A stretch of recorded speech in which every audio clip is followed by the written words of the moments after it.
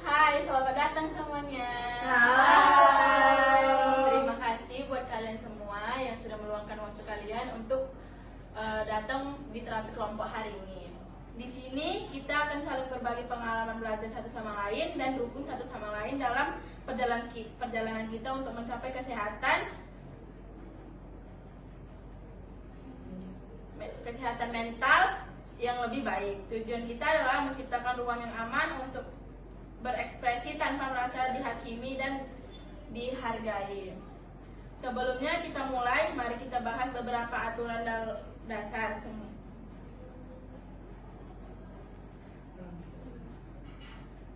Sebelum kita mulai, mari kita bahas beberapa aturan. Semua yang dibicarakan di sini adalah rahasia yang tidak akan dibagikan di luar.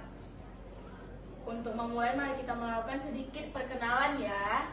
Iya. Perkenalkan, nama saya Nabila Aulia Putri. Di sini saya sebagai pekerja sosial untuk mengarahkan dan mengasih saran untuk kalian semua. Dimulai dari sini ya. Perkenalkan semuanya, nama saya Devi Vitaloka.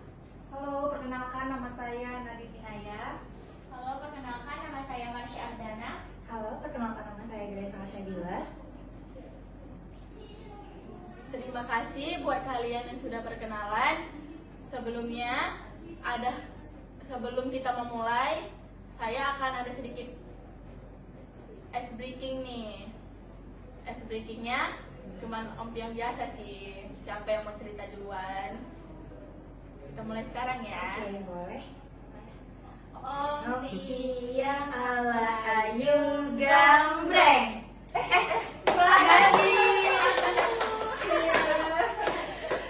Apakah kamu sudah bersedia buat cerita? Sebelum kita cerita, kita berdoa terlebih dahulu. Kepercayaan kita masing-masing ya. Doa dimulai. Doa selesai.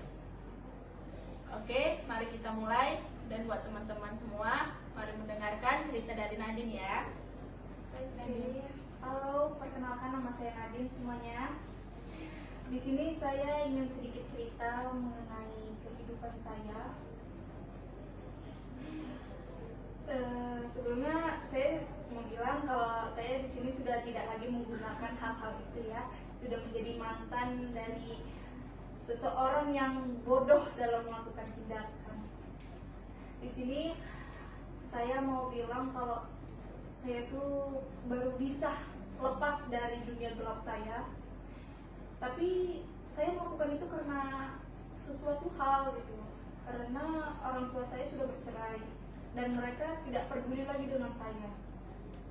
Jadi saya hilang arah, saya stres, saya down dan nggak tahu mau kemana. Jadi jalan satu-satunya saya buat adalah ke klub. Saya pergi minum-minum, saya ke diskotik, saya menggunakan hal-hal yang tidak seharusnya saya lakukan. Awalnya saya masih pecandu alkohol, saya juga menjadi LC kan. Namun saya merasa kurang, alkohol ini kayaknya tidak mempan nih cuma untuk melepaskan apa saya kan. Jadi saya lanjut lagi menggunakan yang namanya ganja. Saya menggunakan ganja. Saya terus saja tuh menggunakan ganja kan. Saya kira dengan menggunakan ganja ini saya nge-play dan kayak bisa melupakan semuanya. Namun makin dalam dan dalam lagi saya lihat saya makin terpuruk. Dari fisik saya sudah mulai nampak dan ekonomi juga makin menurun. Yang tadi saya memiliki sesuatu jadi saya jual semuanya gitu kan demi minum-minuman dan ganja tersebut. Dan untungnya saya sadar karena saya melihat seseorang dia memiliki masalah lebih berat ternyata dari saya, namun dia bisa mengatasinya tanpa menggunakan hal-hal yang negatif tersebut dan tidak masuk ke dunia gelap. Jadi saya terinspirasi untuk hentikan ini aja gitu kan, dan saya menuju ke terapi kelompok ini agar bisa menemukan jalan terang untuk bisa keluar seutuhnya dari hal-hal negatif itu. Oke, itu saja yang ingin saya sampaikan. Tepuk tangan dulu Mbak Nadine. Terima kasih Nadine sudah bercerita yang sedalam ini. Apa yang kamu alami memang gak semudah itu. Ada wajar dan wajar kalau semua rasa sakitnya kamu.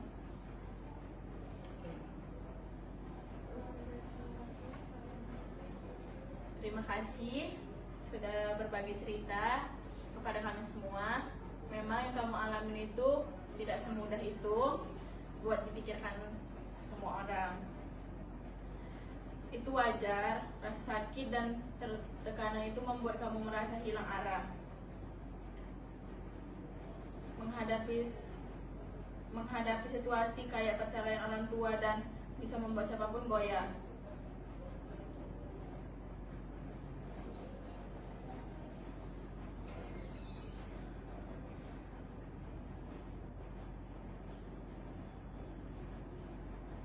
Gak salah juga kalau akhirnya kamu nyoba lari ke dunia malam dan ganja sebagai pelariannya. Kadang kita semua pengen cari cara untuk numbuhi rasa damai walaupun sementara. Tapi aku salut banget karena di tengah-tengah itu kamu masih mau sembuh, mau berusaha buat tidak memakai itu lagi. Itu aja sih dari saya. Semoga kamu kalau ada masalah tidak lari ke situ lagi ya, dan kamu bisa cari dukungan dari psikologis atau konselor. Terima kasih Nadine. Oke, selanjutnya dengan Kakak Marsha ya. Baik, perkenalkan nama saya Marsha Ardana. Di sini saya akan menceritakan sedikit pengalaman saya. Awal mulanya saya menggunakan alkohol. Jadi saya tuh awal mulanya menggunakan alkohol karena kurangnya perhatian dari orang tua, dan saya tuh hidupnya bebas, terserah saya mau ngapain aja itu terserah. Tapi saya ngerasa hidup saya yang kayak gitu tuh bukan hidup yang enak, bukan itu hidup yang saya inginkan. Karena adik dan kakak saya sangat diperhatikan sama kedua orang tua saya, sedangkan saya dibebaskan. Teman-teman saya pada bilang, berarti orang tuamu sayang samamu karena hidupmu bebas, kalau nggak ditekan gitu. Tapi kalau saya mikir, berarti orang itu udah nggak sayang sama saya. Karena saya mikirnya kayak gitu, ngapain lagi saya sayang sama diri saya sendiri. Teman-teman juga pada bilang, hidup sebebas ini ngapain nggak ngelakuin hal-hal yang kayak gitu. Jadi pernah ada masalah dan nggak bisa cerita ke orang tua, nggak bisa cerita kemana-mana.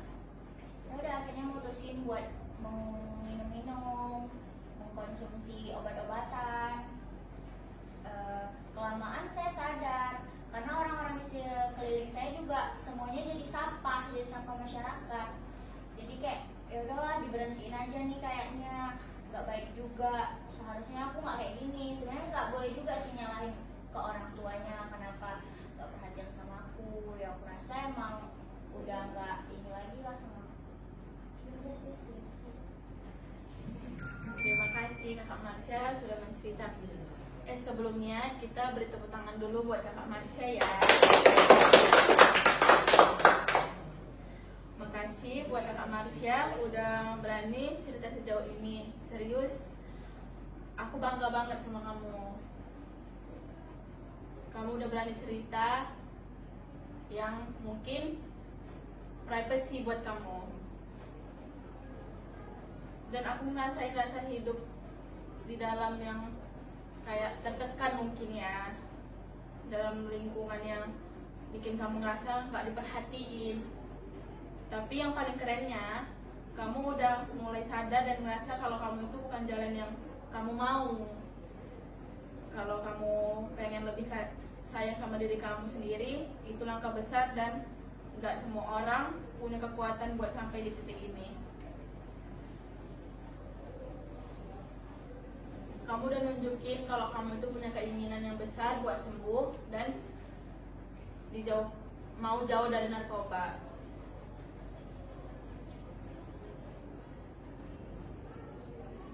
Kalau kamu pengen ngobrol lebih lanjut dan pengen curhat lebih panjang, kamu nanti bisa datang ke sini lagi dan saya siap buat mendengarkan cerita-cerita kamu. Kamu tetap semangat ya. Itu aja saran dari saya. Terima kasih Kak Marsha sudah bercerita. Oke, selanjutnya di sebelah Kak Marsha boleh bercerita lah. Boleh bercerita. Baik, sebelumnya saya bisa datang ke sini dan bisa sampai di titik ini adalah karena selesainya hubungan saya dengan pacar saya, dimana saya menjalin hubungan sama dia 2 tahun lebih. Dan di saat kami udah mau masuk ke jenjang yang lebih serius, yaitu pertunangan, saya mendapatkan fakta bahwa orang terdekat sendirilah yang ngebuat kita itu sehancur ini, gitu kan. Jadi saya punya sahabat dari kecil, dari SD, kita udah deket banget, dia udah tahu gimana saya juga udah tahu gimana dia. Ya namanya sahabat, kalau ada apa-apa pasti diceritain dong. Jadi di saat saya pertama kali pacaran sama pacar saya ini, saya cerita ke dia bahwa aku punya pacar loh gini. Rupanya 6 bulan setelah aku memperkenalkan mereka menjalin hubungan diam-diam gitu kan di belakang aku. Jadi di saat H-1 sebelum acara itu digelar, sahabat saya nelfon saya. Dia bilang bahwa aku ingin bertemu karena aku ingin membicarakan suatu hal gitu kan. Jadi kita ketemu, dia bilang bahwa apa yang paling penting di dalam dirinya telah direnggut oleh seorang laki-laki.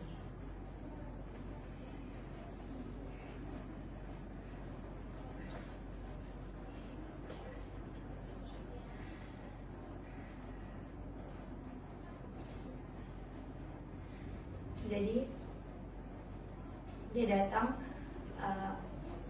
aku sebagai sahabatnya otomatis speechless dong. Jadi nanya kenapa, gimana bisa, siapa yang ngelakuin itu. Awalnya dia nggak mau ngasih tahu, dia cuma bilang kamu kenal orang itu, kamu deket sama orang itu. Tapi orang itu lagi dia mau menjalin hubungan serius sama perempuan yang udah lama sama dia, dan aku pun nggak berpikir bahwa itu adalah aku gitu kan. Jadi aku terus maksa dia. Aku bilang ke dia, aku selalu cerita sama kamu, kenapa di saat kamu ada masalah kamu sendiri, kita bareng-bareng ketawanya, jadi sedihnya juga harus bareng-bareng. Rupanya sebuah fakta yang memberitahu bahwa dia bilang aku udah ngejalin hubungan sama pacar kamu itu 6 atau sampai 7 bulan setelah kamu ngenalin aku sama dia. Terus di situ kita dekat dan dia meminta itu karena aku udah sayang banget sama dia. Awalnya aku nggak mau ngancurin persahabatan kita. Aku bilang, aku ngasih tahu ini ke kamu bukan berarti kamu harus selesaiin, maksudnya ngebatalin lamaran itu. Padahal tanpa dia sadari, dengan dia jujur ke aku itu, dia udah ngancurin semuanya gitu kan. Jadi aku bilang ke dia, aku kaget, aku juga kecewa sama kamu. Kamu udah lama sama aku, kita udah tahu bareng-bareng gimana, kita udah tahu susahnya kita gimana. Dan kamu setega itu ngelakuin itu. Jadi akhirnya karena stres, karena keluarga aku malu, keluarga aku juga ngejudge aku. Jadi akhirnya aku lari ke narkoba. Awalnya aku cuma pakai beberapa kali. Terus mulai ketagihan, karena menurut aku setiap aku makai itu beban pikiran aku hilang. Tapi setelah aku sadari, beban pikirannya doang hilang bentar, tapi masalahnya nggak selesai, masalahnya tetap nge-stuck di situ. Dan pun masalahnya bukan makin berkurang, malah makin menambah gitu kan.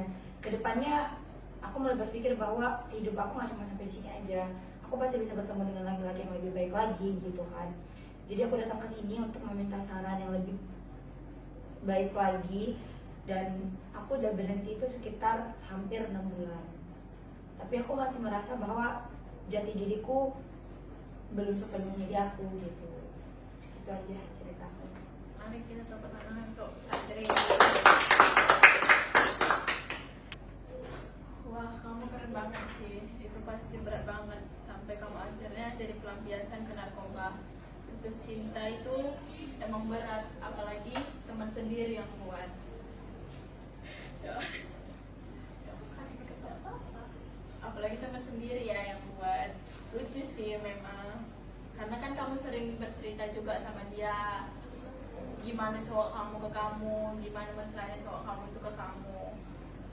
Pasti berat banget sih, karena itu udah H-1 kamu menikah, besoknya kamu menikah. Melamar anjing. Melamar? Iya. Melamar kan cowok, udah nikah aja. Iya lagi melamar. Hari pertama kamu cewek. Dari wah berat. Iya. Wah, kamu keren banget sih menurut aku. Itu pasti berat banget sampai kamu akhirnya jadi pelampiasan ke narkoba. Putus cinta itu emang berat, apalagi teman sendiri yang buat. Pasti kamu sakit banget sih. Kayak rasa dunia itu runtuh, apalagi kamu kejadiannya H-1 kamu mau tunangan. Tapi yang penting kamu sekarang udah nyadar dan udah bisa melewati masa-masa itu kan.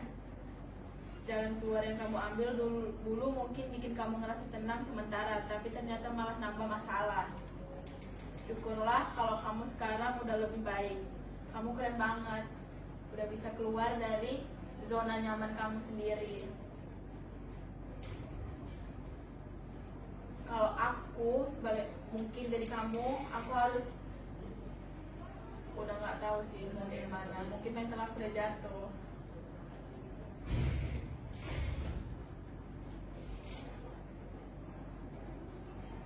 Kalau kamu butuh cerita lagi, kamu datang di sini ya. Aku bakal ada di sini buat kalian semua. Selanjutnya buat Kakak Devi. Iya. Halo semuanya, perkenalkan nama saya Devi Pitaloka. Di sini saya akan menceritakan sebuah pengalaman saya yang mungkin saat ini menjadi masalah dalam diri saya. Jadi ketika awal mula saya menggunakan narkoba, itu pada saat orang tua saya sendiri sudah bercerai selama 9 tahun.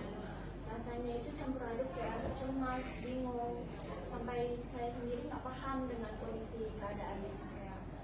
Sampai dimana titik saya iseng sih sebenarnya nge-confirm pertemanan di Facebook yang bernama Rani. Jadi Rani ini saya sempat chatan beberapa bulan ya, secara online tentunya virtual. Dan kemudian si Rani mengajak saya untuk bertemu di suatu kafe. Jadi kami bertemu untuk berjumpa lah ya. Dan kemudian kami berteman baik selama kurang lebih 2 minggu. Dia anaknya asik gitu ya. Dan kemudian ada suatu titik di mana saya curhat semuanya kepada dia. Saya stres, depresi, segala macam dikarenakan kedua orang tua saya bercerai. Pada saat itu saya udah stres, dia tuh ngasih solusi terhadap saya. Mungkin saya sadar saat ini solusinya sangat buruk ya. Dia menyarankan untuk menggunakan narkoba karena secara narkoba kan untuk meredakan emosional, secara depresi, stres, overthinking segala macam yang berjenis salah satu sabu-sabu. Jadi saya diberi itu kecil ya, tentunya kecil, dan saya menggunakannya. Dan ya sekarang efeknya sampai sekarang, dan saya merasa kecanduan. Dan saya sudah mencoba untuk konsisten tidak menggunakan sabu-sabu tersebut, tetapi saya tidak bisa menahan diri untuk tidak menggunakan sabu-sabu tersebut. Jadi datang saya untuk dalam kegiatan terapi kelompok ini untuk meyakinkan diri bagaimana cara tidak kecanduan lagi begitu. Terima kasih. Baik, tepuk tangan buat Kak Adi. Rani memang datang di waktu yang tepat dan kelihatan kayak orang baik ya. Tapi kamu hebat udah pergi ninggalin semua ini, kekuatan kayak gini nggak semua orang punya. Mungkin butuh waktu untuk pulih. Kamu sudah ada di jalur yang tepat. Semoga cerita ini jadi awal yang lebih baik buat hidup kamu. Kesimpulannya di sini, kalian semua keren, sudah mau keluar dari zona nyaman kalian masing-masing. Semoga apa yang kalian ceritakan ini tidak terulang kedua kali buat diri kalian ya. Oke, kita sudahilah terapi kelompok hari ini. Dengan ini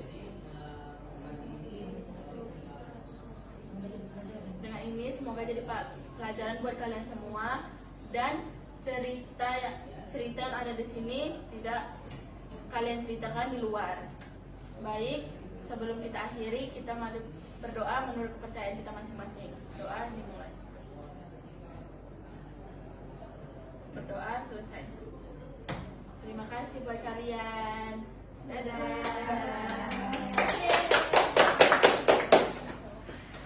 Makasih ya. Makasih ya.